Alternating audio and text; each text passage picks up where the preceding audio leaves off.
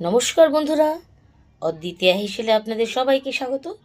আজকে আমি দেখাবো একটা নতুন ধরনের চিকেন কষা, যেটা আপনি রাতের ডিনারের সঙ্গে পরোটা বা রুটির সঙ্গে খুব ভালো খাবেন।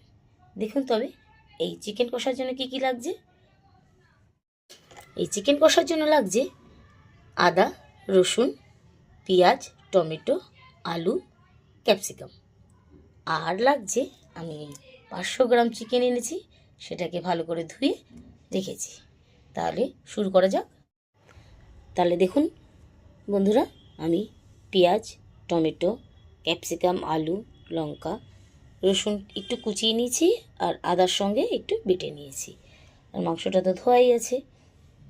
এবার দেখুন এর ভেতরে আমি একে একে দিয়ে দেবো একে একে পরিমাণ মতন লবণ, তার সঙ্গে দিয়ে দেবো আমি অল্প গোলমরিচের গুঁড়ো বা ব্ল্যাক পেপার, তার সঙ্গে দেব রসুন কুচানোটা এবং লঙ্কা চেরাগুলো, আর দিয়ে দেব সঙ্গে একটু সর্ষের তেল।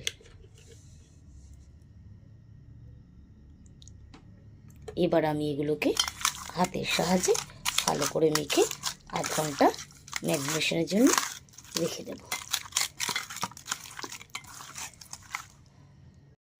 তাহলে আমি গ্যাসে একটা কড়াই বসিয়ে দিলাম।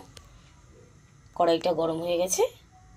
এবার আমি দিয়ে দেবো এতে পরিমাণ মতন সর্ষের তেল।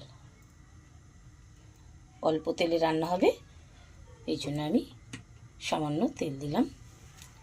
যতটা লাগে মাংসতে তার থেকে অনেক কম আমি তেল ব্যবহার করছি।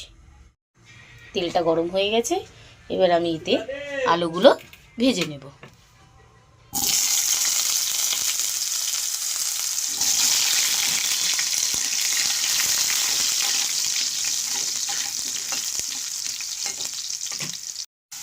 আলুগুলো লাল লাল করে ভাজা হয়ে গেছে।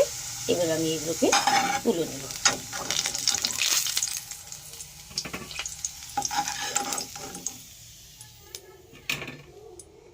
এবার আমি এই তেলের মধ্যেই দিয়ে দেব পেঁয়াজ। জন্য পেঁয়াজগুলো ছিল সেগুলো আমি দিয়ে দেব। ভালো করে এগুলো একটু লাল লাল করে ভেজে নেব। দেখুন পেঁয়াজগুলো লাল লাল করে ভাজা হয়ে গেছে। আমি এর মধ্যে দিয়ে দেব আদা রসুন পেস্ট।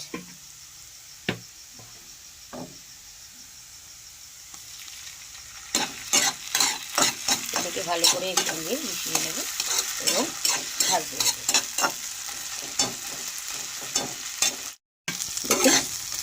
হালকা ভাজা ভাজা হয়ে গেছে। আমি এর মধ্যে এবার একে একে দিয়ে দেব। আগেই তো মাংসতে লবণ মাখানো আছে, তাই অল্প লবণ, হলুদ গুঁড়ো,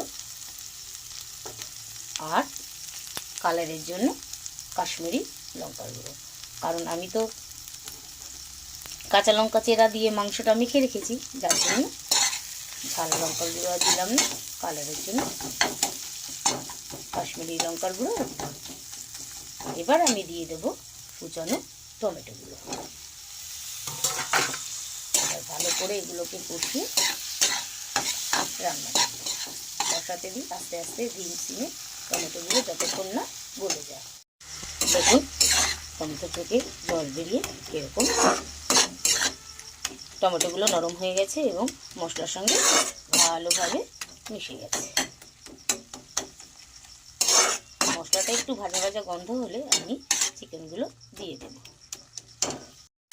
মশলাটা প্রায় ভাজা ভাজা হয়ে গেছে। এবার আমি মাখানো চিকেনগুলো দিয়ে দেব।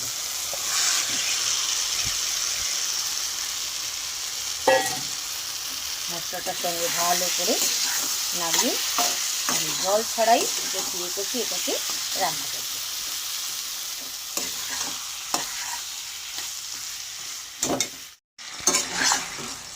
মাংস থেকে হালকা জল ছেড়েছে।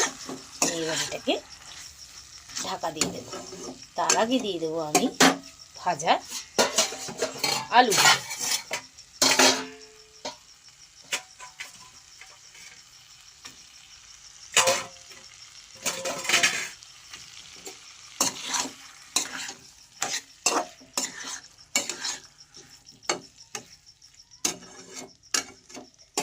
আমি ধিম আছে এটাকে আস্তে আস্তে করে দেবো। আমি ঢাকা খুলে ক্যাপসিকাম কাটাগুলো দিয়ে দিলাম, দিয়ে এবার এগুলোকে ভালো করে মিশিয়ে আবার আমি চাপা দিয়ে দেবো। ঢাকাটা খুলে আমি এবার একটু নেড়ে দেবো। দেখুন প্রায় কষানো হয়ে গেছে। আমি গ্যাসের অন্য সাইডে জল গরম করে রেখেছিলাম, সেই জলটা এবার আমি অল্প দিয়ে দেবো। এবারে এটাকে আমি ভালো করে নাড়াচাড়া করে দেবো। খুব সুন্দর স্মেল এসেছে। আমি কিন্তু কোনো গরম মশলার ব্যবহার করিনি বা তেজপাতারও ব্যবহার করিনি।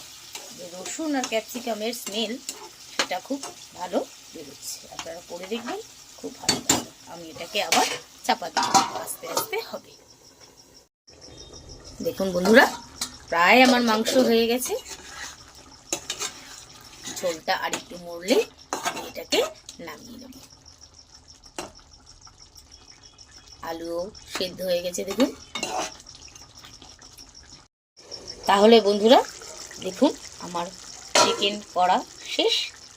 এবার আমি গ্যাসের ফ্লেমটা অফ করে দেব। আপনাদের যদি রান্নাটা ভালো লেগে থাকে তবে অবশ্যই কমেন্ট করে জানাবেন। শেয়ার করতে কিন্তু ভুলবেন না, সাবস্ক্রাইব করতেও ভুলবেন না। তাহলে আজকের মতন গুড নাইট, টাটা, সায়োনারা।